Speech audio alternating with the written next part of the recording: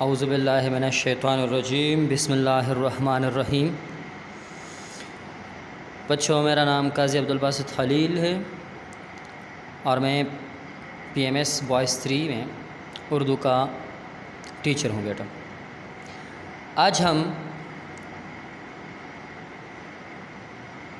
جماعت ہشتم کی اردو کی بک میں، اردو کی کتاب میں دوسرا سبق کا نام ہے اسلام میں گداگری کی مذمت۔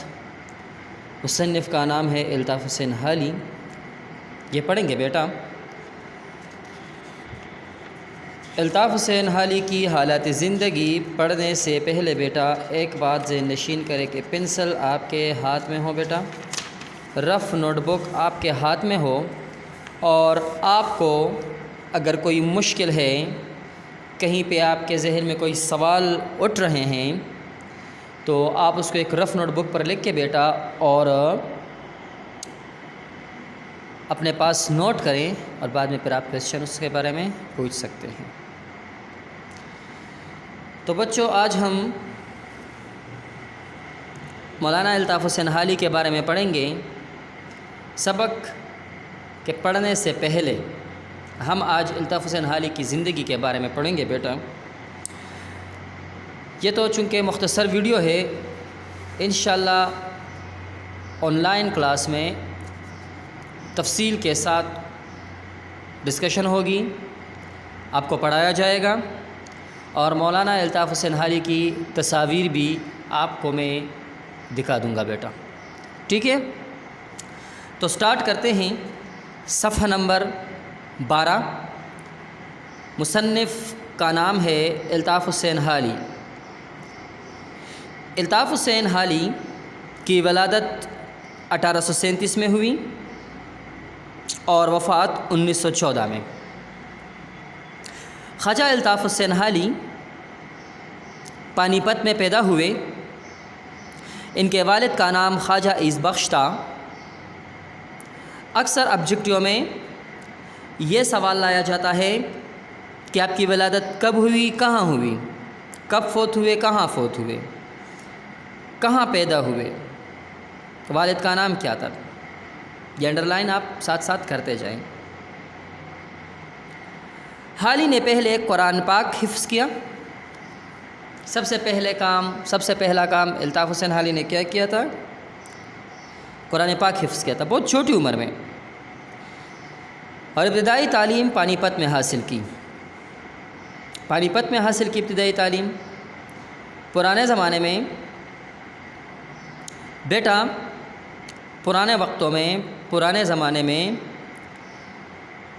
ابتدائی تعلیم کے لیے اسکول مدرسہ نہیں ہوا کرتا تھا،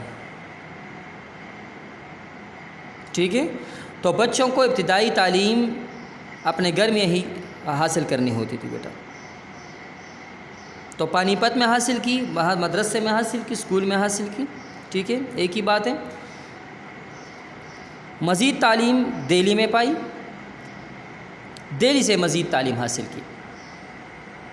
وہ نواب مصطفیٰ خان شیفتہ کے بچوں کے اتالق بھی رہے۔ کون؟ الطاف حسین حالی نواب مصطفیٰ خان شیفتہ کے بچوں کے اتالق بھی رہے۔ اتالق کہتے ہیں استاد کو۔ نواب مصطفیٰ خان شیفتہ کون تھے؟ یہ ایک بہت بڑے نواب تھے بیٹا، خود بھی علم و ادب کا ایک بھرپور پیمانہ تھے، ایک مجسم تھے علم و ادب کا۔ لیکن نواب مصطفیٰ خان شیفتہ نے الطاف حسین حالی کو چنا اپنے بچوں کو پڑھانے کے لیے۔ اس وقت میں یہ ہوا کرتا تھا کہ جو سرکار کے وظائف سے، گورنمنٹ کے وظائف سے تعلیم حاصل کیا کرتے تھے تو ان کو باقاعدہ وظائف ملتے تھے۔ تو اس میں جو یا اپنے علاقے کے رئیس تھے، نواب تھے، کوئی خان تھا، اور جو استاد تھے اس کی رسد سرکاری خزانے سے نہیں ہوا کرتی تھی، تو پھر یہی نواب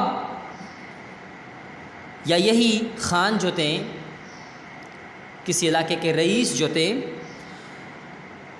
اس کو اپنے بچوں کو پڑھانے کے لیے مقرر کرتے. اسی طرح سے الطاف حسین حالی بھی تھے. الطاف حسین حالی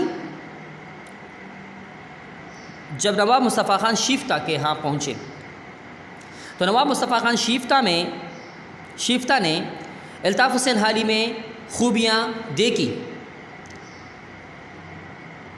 ساتھ ساتھ تربیت کی اور تعلیم کی بھی، یعنی تعلم اور تربیت دونوں کی خوبیاں الطاف حسین حالی میں موجود تھیں. کیا کیا کہ اپنے بچوں کے استاد مقرر کیا تاکہ میرے بچوں کی تربیت بھی ہو سکے اور اس کو پڑھایا بھی جا سکے. اور یہ بات یاد رکھے بیٹا، اکثر طور پر پرانے زمانوں میں بیٹا، یہ 1900 سے پہلے کا دور تھا، 1900 سے پہلے کا بیٹا، کہ جب کوئی نواب، رئیس یا خان اپنے بچوں کے لیے استاد رکھتا تو وہ صرف دنیاوی استاد نہیں ہوتا تھا، اس کے پاس دینی علم بھی ہوا کرتا تھا. ٹھیک ہے، یعنی علوم اسلامیہ اور عصری دونوں علوم ہوا کرتے تھے. تو یہ بات یاد رکھے کہ الطاف حسین حالی نہ صرف ایک اسکول سے پڑھے لکھے تھے بلکہ مدرسے سے بھی پڑھے ہوئے تھے بیٹا. ٹھیک ہے، تو الطاف حسین حالی نواب مصطفیٰ خان شیفتہ کے بچوں کے اتالیق بھی رہے، استاد بھی رہے. شیفتہ کے علم و ادب سے انہوں نے بھرپور استفادہ کیا. ایک طرف الطاف حسین حالی نواب مصطفیٰ خان شیفتہ کے بچوں کے استاد تھے، تو دوسری طرف ایک فائدہ ان کو یہ بھی ہوا کہ نواب مصطفیٰ خان شیفتہ کے علم سے الطاف حسین حالی نے مکمل فائدہ اٹھایا، اور فائدہ اٹھانا بھی چاہیے تھا. ایک تو اس کو وظیفہ بھی مل رہا تھا الطاف حسین حالی کو ان کے نواب صاحب کے، اور دوسری طرف نواب مصطفیٰ خان شیفتہ سے الطاف حسین حالی نے فائدہ بھی اٹھایا علم و ادب کے ذریعے. غالب کے شاگرد بھی بنے. اس وقت کے مشہور شاعر مرزا اسد اللہ خان غالب، جس کا پورا نام مرزا اسد اللہ خان غالب تھا، اور غالب ان کا تخلص ہے. تو کون ان کے شاگرد رہے؟ الطاف حسین حالی مرزا اسد اللہ خان غالب کے شاگرد بھی رہے. یہ بات یاد رکھیں، اکثر بچے سوال پوچھتے ہیں کہ غالب کون تھے، تو اس کا پورا نام مرزا اسد اللہ خان غالب تھا. غالب ان کا تخلص تھا، اور تخلص کے لیے ہم استعمال کر رہے ہیں کہ وہ کلمی نام یا وہ فرضی نام جو شاعر یا مصنف اپنی تحریروں میں استعمال کریں. ٹھیک ہے، بطور تخلص اس کو ہم تخلص کہتے ہیں. انہوں نے محمد حسین آزاد کے ساتھ مل کر جدید مشاعروں کی بنیاد ڈالی. کنہوں نے؟ الطاف حسین حالی نے محمد حسین آزاد، جو اس وقت بیٹا جنگ آزادی کا حصہ بھی تھے، محمد حسین آزاد. اس کتاب میں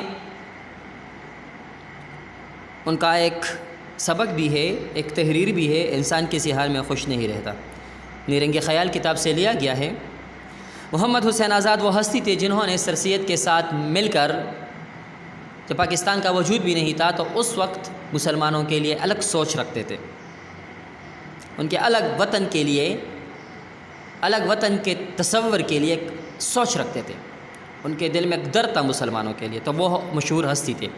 یہ وہ مشہور ہستی تھے محمد حسین آزاد، جس کے والد کو 1857 کی جنگ آزادی میں پھانسی دی گئی تھی، اور وہ بھی ایک عالم دین تھے محمد حسین آزاد کے والد جو تھے. تو الطاف حسین حالی نے محمد حسین آزاد کے ساتھ مل کر جدید مشاعروں کی بنیاد ڈالی. چونکہ الطاف حسین حالی بیک وقت ایک اچھے مصنف بھی تھے اور اس کے ساتھ ساتھ ایک شاعر بھی تھے، تو اس وجہ سے محمد حسین آزاد سے پہلے جو دور تھا وہ پرانے زمانے کے مشاعروں سے بھرا ہوا تھا. کوئی دبستان لکھنؤ میں شاعری کیا کرتے تھے، تو کوئی دبستان دہلی میں، مختلف دبستان تھے. تو جو پڑھے لکھے تھے یا جس کو اللہ تعالیٰ نے فہم سے نوازا تھا، علم سے نوازا تھا، وہ شاعری سمجھتے تھے، مشاعرہ سمجھتے تھے، ان کی سمجھ میں آتا تھا. لیکن جو عام قاری ہوتے تھے، یعنی عام پڑھنے والے سننے والے ہوتے تھے، اس کی سمجھ سے یہ باہر ہوا کرتے تھے. مشکل الفاظ تھے، ثقیل الفاظ تھے، جس کو جاننا بہت مشکل تھا عام انسان کے لیے. تو اسی وجہ سے الطاف حسین حالی نے ایک سوچ کے ساتھ محمد حسین آزاد کے ساتھ جدید مشاعروں کی بنیاد ڈالی، ٹھیک ہے، جو نئے الفاظ پہ مشتمل تھا، جو نئے طرز پہ مشتمل تھا، جو ایک نئے انداز کے ساتھ پیش کیا۔ الطاف حسین حالی سر سید کی اصلاحی تحریک سے بہت متاثر ہوئے اور ان کے سرگرم رکن بن گئے۔ اصلاحی تحریک کون سی تھی؟ سر سید احمد خان کی۔ سر سید احمد خان کی اصلاحی تحریک وہ تحریک تھی جس میں مسلمانوں کے لیے ایک تحریک تھا، ایک مومنٹ تھی، اس میں اس کی فلاح کے لیے، مسلمانوں کی اصلاح کے لیے، بہبود کے لیے، انگریزوں اور ہندوؤں سے جان چھڑانے کے لیے، اور ایک الگ وطن، ٹھیک ہے، مسلمانوں کے لیے اس میں تھا۔ تو اس وجہ سے اس تحریک کو اصلاحی تحریک کا نام دیا گیا۔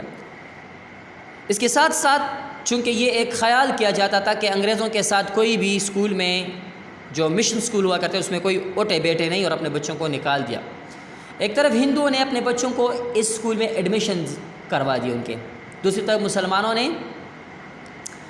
یہاں سے اپنے بچے نکلوا لیے۔ سر سید نے یہی بات کو اپنے دل میں لے کر، اپنے ذہن میں، اپنی سوچ میں لے کر اٹھے اور ایک اصلاحی تحریک شروع کی، اور اس اصلاحی تحریک کا ایک مقصد یہ بھی تھا کہ آپ اپنے بچوں کو انگریزی سکھائیں، عصر حاضری کی جتنی بھی علوم ہیں وہ سکھائیں، تاکہ ان کا مقابلہ اس علوم کے ذریعے ہو سکتا ہے انگریزوں کا اور ہندوؤں کا، باقی کسی دوسرے طریقے سے نہیں ہو سکتا، اور بات حقیقت بھی تھی۔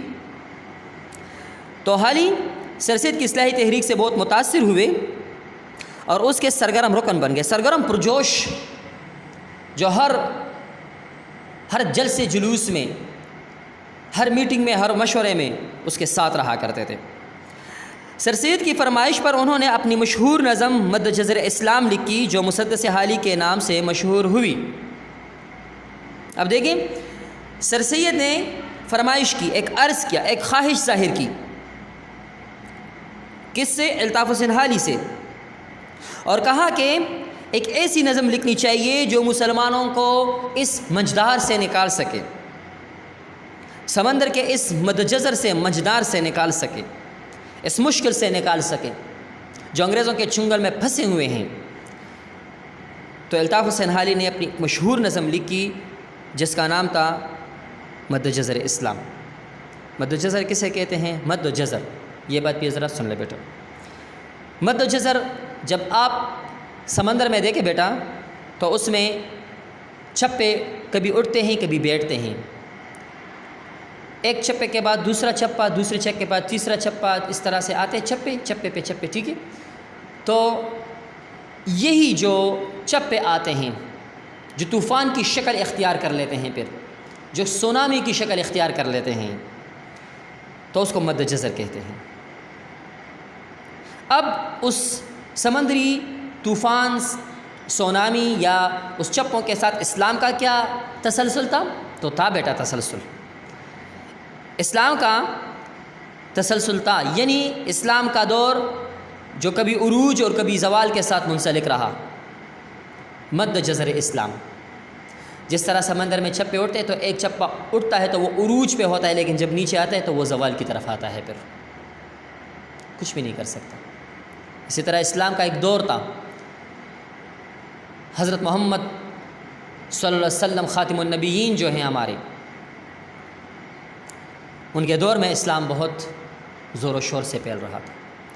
خلفائے راشدین حضرت عمر، حضرت ابوبکر صدیق، حضرت عثمان بن عفان اور حضرت علی رضی اللہ عنہ کے دور میں اسلام کس طرح سے، پھر اس کے بعد تابعین کا دور تھا، تبع تابعین، یہ 4 زمانے تھے، اس کو خیر القرون کہا ہے نبی پاک صلی اللہ علیہ وسلم نے، ہمارے خاتم النبیین صلی اللہ علیہ وسلم نے۔ تو یہ ایک دور تھا جو اسلام بالکل ٹاپ پہ پہنچ چکا تھا۔ پھر اس کے بعد زوال شروع ہوا۔ مذہب کو زوال نہیں ہوتا، ٹھیک ہے، قرآن کو زوال نہیں ہے، کبھی بھی نہیں ہے، لیکن مسلمانوں کی یوں کہیں کہ نااہلی تھی۔ ایسے مسلمان بادشاہ آئے جو حکومت کو چلانے کے قابل نہیں تھے، اور ان کی وجہ سے اسلام پستی کی طرف چلا گیا۔